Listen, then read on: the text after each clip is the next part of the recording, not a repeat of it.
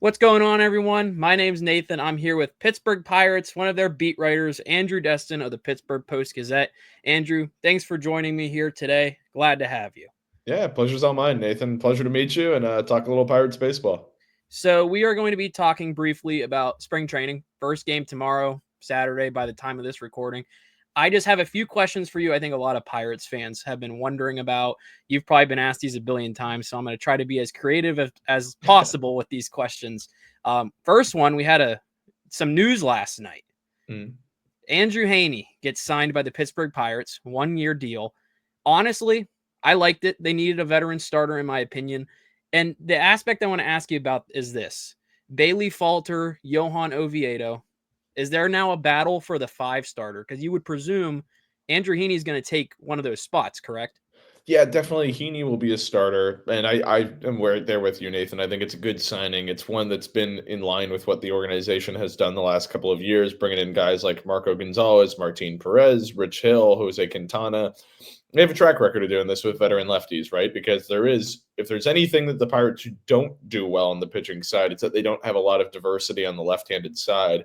Outside of Anthony Salametto, really in the minors, and Hunter Barco, those are two prospects to keep tabs on. But outside of those guys, there's not a ton on the left-handed side. So supplementing that talent, I understand the signing, and in terms of what it means for guys like Johan Oviedo and Bailey Falter, maybe more so means something about Oviedo. Maybe it's more about his status as he comes back from Tommy John surgery. He is allowed to take part in live bullpen sessions right now, but maybe this has something to do with what his availability will be like to start 2025. That kind of remains to be seen. So we'll have to keep tabs on that, exactly what this means for Oviedo going into 25.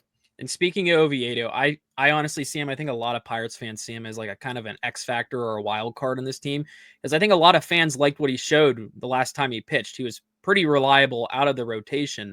And when I'm thinking about Oviedo, is there a possibility we could maybe see him just turn into a bullpen guy at this point? Yeah, I think maybe at the start. I think long term, I mean, I asked him this question probably about a week ago now. His potential to just be a starter, is that something that he would like to do? And does he think that's what he can do in 2025? He adamantly said confidently, yeah, I can be a starter. That being said, he has been a reliever with the Cardinals. He has been a reliever briefly, I believe, with the Pirates, primarily a starter.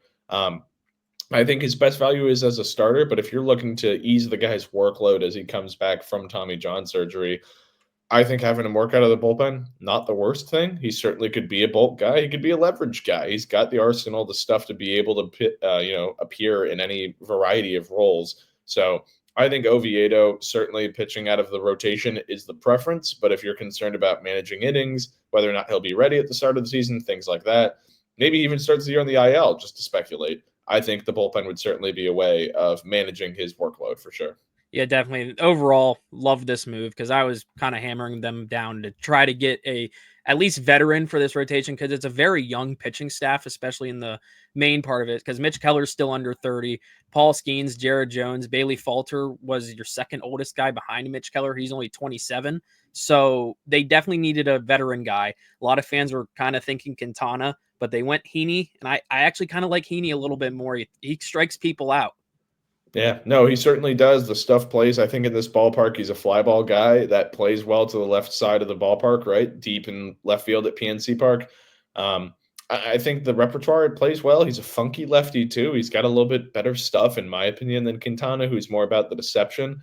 Heaney, this was a guy who was a top prospect. Let's not forget that back when he was coming up with the Marlins. He was a top farmhand, one of the most prized pitchers in the game, and had a number of good years with the Angels. Had a great year with the Dodgers before bouncing back again with the Rangers. He's got pedigree. He certainly has that. He's got experience. I think it's a decent signing. I think it makes a ton of sense for the team, and I'm kind of with you. As much as the Quintana, kinship again to remarry that couple with the Pirates and Quintana would have made some degree of sense, I think this is a better option for the Pirates. Yeah, definitely. And this moves me on to my question number 2. These guys reported with the pitchers on the same day, the catching room. I think this is a situation on their depth chart that is kind of confusing but self-explanatory at the same time. So Joey Bart is definitely slotted in as catcher number 1, more than likely starting opening day. Now, I look at this room and I'm like, what's the plan for catch? Who's number 2 on this depth chart?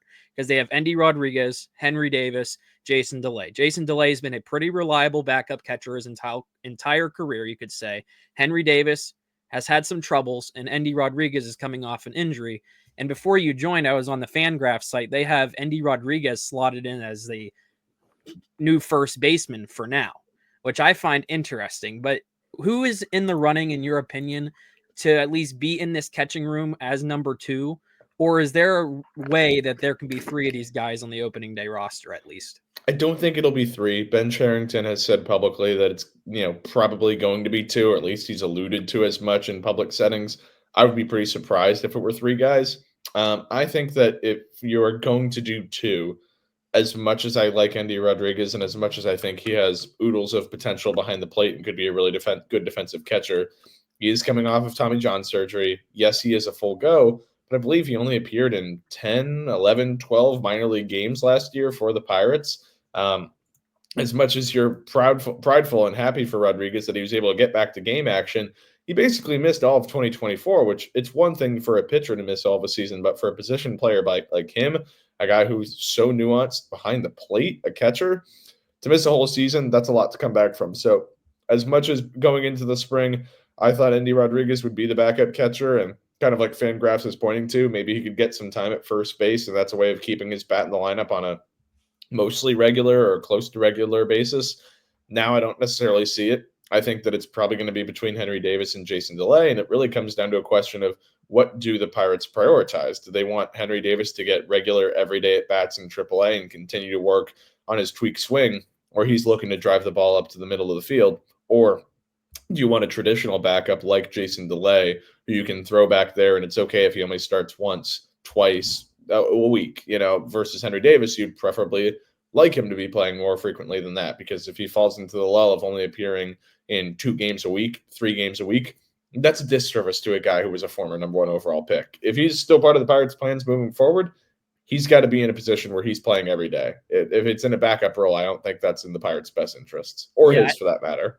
I feel like a lot of Pirates fans are on the aspect of it's like, I wonder what's going on with this, because honestly, when I'm looking at how Joey Bart's success story as a Pittsburgh Pirate, I don't think the Pirates were thinking that was going to happen, honestly. No, it was Joey Bart was a commodity that you were grateful to get because he came off the scrap heap from the Giants basically for free. They took advantage of a situation there in San Francisco where Patrick Bailey is their guy, and their number 2 catcher they signed over the offseason, basically signaling that they no longer were confident in Joey Bart. They got Tom Murphy as a free agent. And so that basically squeezed out Joey Bart there. Now you add him to the equation in Pittsburgh, and it basically just complicates matters because, yes, you're glad to have Joey Bart, and that makes things much easier for the team at large. However, it also complicates it from a standpoint of Henry Davis and Endy Rodriguez. Yes. So moving on to another battle of interest, 4th outfielder. I think this is another one people were hammering on this entire offseason. Who's going to be the outfielder? Who are they bringing in? They brought in Tommy Pham. He's looking like he's going to be slotted in left. Reynolds is moving to right. Cruz is in center. Who is the front runner you see this offseason? Well, I guess spring training to be the favorite, to be the 4th outfielder? Because there's guys like Josh Palacios, Billy Cook's been mentioned, Nick York, some guys have been saying, and then Jack Sawinski still is a wild card for a lot of people. Yeah, I don't know if there's necessarily a front runner there. I think it's really equal. I think that's the best way of looking at it. But if you did ask me point blank, who is one name that comes to mind, I guess I would say Nick York, but that's probably because of the reality that he had his younger brother mail him a first baseman's mitt in the mail recently, in the anticipation of him starting to take ground balls at first base and potentially be an option at first while Spencer Horwitz is sidelined. So, but then I also go back to Billy Cook, who can play first base and can play second and can play the outfield. I think those are 2 guys that maybe have a leg up. I think the only issue with Palacios and Sawinski with each of those guys is that by being lefties, they maybe are a tad bit redundant. That being said, I wouldn't be surprised if the Pirates actually carried 5 outfielders, because with either Cook or York, those guys basically operate as utility guys anyway. They're not true 4th outfielders per se. So with that in mind, I think it's certainly possible that you could look at 5 outfield options, potentially as many as those. And that's why I think York and Cook are 2 guys to keep tabs on. Okay, and speaking of the young guys, so spring training, we get to see a lot of prospects that more than likely won't be making the big leagues this year. For example, a Connor Griffin. maybe Termar Johnson in there as well. We all know Bubba Chandler more than likely is going to be making the big leagues at some point. Many are saying around June or July. Is there a prospect in spring training right now who's more than likely going to get some at-bats or pitch some innings down in Bradenton for spring training that no one is talking about at all, that is intriguing, at least in the Pirates' eyes or even your eyes? Interesting. I guess one that comes to mind to me is Anthony Solometo, just because I really do want to see what they have in him. Last year really was such a down season for Solometo, where he struggled to stay healthy. He struggled to get the weight back on after he lost a lot of it after getting sick in spring training last year. The results were not where you would like them to be for a guy who made it to Double-A in 2023 and couldn't capitalize on that momentum in 24. I'm curious to see what they have in him. For me, it's really going to be about the eye test. Is how does the velocity look? How does the location look? Is he staying in his motion? He's somebody that I think a lot of people maybe forgot about after 2024 didn't go his way, and a guy like Bubba Chandler skyrocketed past him. Versus back in 2023, you would clearly say that Anthony Solometo is ahead of Bubba Chandler on the progression track. So he's a name that I'm certainly keeping my eyes on. Yeah, I like that answer. I feel like Anthony Salmetto didn't have the year a lot of Pirates fans or even him probably wanted to have in Altoona. So it's going to be interesting now that Bubba Chandler is more than likely going to be starting in AAA, how Anthony Salmetto will probably lead a rotation on the curve. Now moving on very briefly, I have two questions for like a fun one. Okay, Brian Hayes is back. So there's been quotes coming out. You and the other beat writers have been saying he seems really confident in it. It could be a lingering issue throughout the rest of his career. Can you briefly say like what's going on with that? Yeah, absolutely. So he's got an issue with his lower back where it causes him great discomfort to rotate, to engage in baseball activities like swinging, diving for ground balls, things of that nature. So, Brian Hayes, this back issue, it's been lingering for a while. It's been giving him difficulties. He did go and see a back specialist in Los Angeles last year. Off the top of my head, I don't remember the name, but he did see a spine surgeon, a back specialist who was able to provide him a specific core workout program, which has him in a really good spot physically. He's looking in as good of shape as you could possibly hope of a guy in spring training. That being said, this is best shape of our life territory because it is spring training. But it's noteworthy with Hayes because that really has been the biggest question mark with him. It's not, can he hit big league pitching? Yeah, he's never going to be a 40 homer guy, but like he's been able to show when healthy, he can really turn it on. When he's healthy, he can be a Gold Glove caliber third baseman. So yeah, I would love to see it for the Pirates' sake if Brian Hayes can stay healthy. The back is in a really good spot. He's managed it very well this offseason. Now it's just a matter of whether or not he can manage that for a full 162-game season. And moving on to one more player that I'm kind of curious about, a whole 162 in one position, Isaiah Kiner-Falefa as a everyday shortstop. Now his metrics don't really favor him at shortstop every day. Is this a situation where there's going to be a guy backing him up a lot, getting some reps, or is it mainly IKF's job every single day as of now? I think it's his job as of now. I think it's really his to lose, quite frankly, in the sense that as much as they like him as a utility guy, his best value to this team, as it is constructed right now, is to be their everyday shortstop and to be an adequate defender there and be a guy who puts the ball in play and gets on base at a decent clip and plays steady defense, not necessarily spectacular, but doesn't make the boneheaded plays, doesn't make the physical or the mental errors as frequently. I don't think there's anybody that comes to mind that really is going to challenge him for playing time particularly much. I mean, I've been an advocate of Liover Pegueros for a number of years, but the bat just hasn't played. He hasn't been able to stick in the big leagues. After, a solid showing for a couple of months there in 2023, he barely got to play in the big leagues in 2024, despite some, marked improvement defensively at short. And now there's some talks about moving him around the diamond to make him more into a utility guy, a positional flexibility type of guy, which Peguero's best attribute is if he can be an everyday shortstop. He's the only other guy that really comes to mind for me in terms of shortstop candidates, because if it's not Isaiah Kiner-Falefa on this team, with who I think will be the 26-man roster, it might be somebody like Jared Triolo or Nick Gonzalez who is getting those spot starts at shortstop, which is fine in a pinch, but I don't look at either of those guys and say that should be the everyday shortstop over Isaiah Kiner-Falefa, especially considering Gonzalez kind of cemented himself as a second baseman last year. Yeah, and it's going to be definitely interesting to see how IKF fares with Matt Haig's addition, because whenever IKF got traded to the Pirates, a lot of his numbers, the majority of them dropped off with the Pirates, which is pretty interesting. So I'm very curious to see how that goes. My final question, very briefly: spring training is all about crazy predictions. It's the season, like you said, it's best shape of his life type of season. Yep. Very early. Who's the Pirates all-star if it's not Paul Skeens? How many do they get? Do you think? Any hot takes about this? Ooh, a hot take. I would say that I think he's going to go one of two ways, but I would say my hot take is Jared Jones. I think if he really puts it all together and this pitch that he's working on in the two-seamer, if it reaches the potential that it could to add a pitch that goes away against lefties and runs in on righties, I think that could be potentially devastating for him. So if he puts it together, Jared Jones could be in for, a solid sophomore season, because as much as people want to say, wow, he, took the bull by the horns last year, had a great rookie year, when you look at the end of year metrics, the end of year numbers, Jared Jones had, a very up and down season. And after he returned from injury, he was not the same pitcher. So I'm very curious to see if he can put it all together in 2025. And if he stays healthy, puts together a full body of work, and that fifth pitch that he's added can be, a number 3 option versus the curveball or the changeup that's kind of just to steal a strike versus to put guys away. Watch out. Jerry Jones could be another all-star alongside Paul Skeens. And maybe even David Bednar. Maybe you could throw him in there if he can bounce back to form, because as challenging as 2024 was, he looks really good right now. He looks healthy. The velocity is there. If he can capitalize and get back to form, there's no reason to believe he can't be an all-star closer. See, my hot take with this before we go, O'Neal Cruz. Yeah.